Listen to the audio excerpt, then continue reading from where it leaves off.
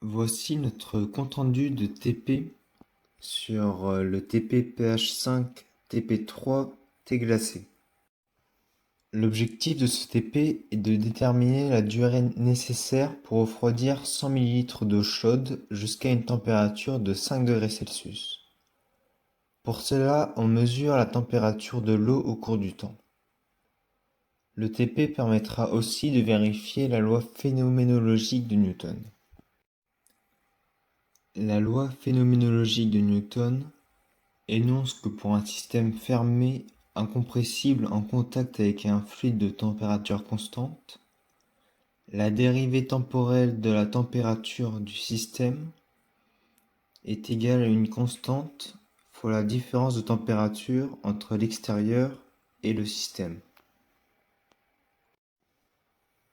L'équation obtenue par la loi phénoménologique de Newton est une équation différentielle linéaire d'ordre 1.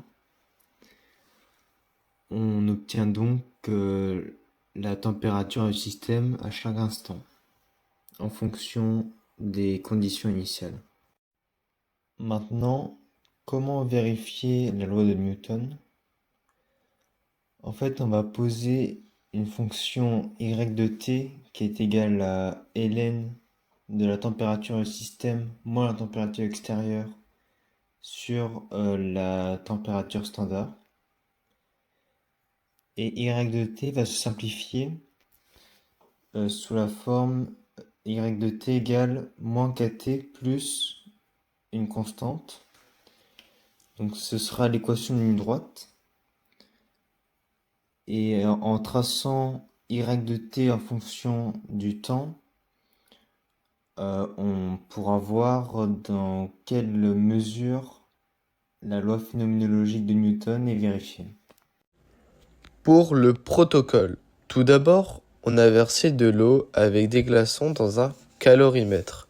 Lorsque la température de l'eau avoisine les 0 degrés Celsius, on a versé de l'eau chaude dans un Erlenmeyer lesté et on a mis celui-ci dans le calorimètre.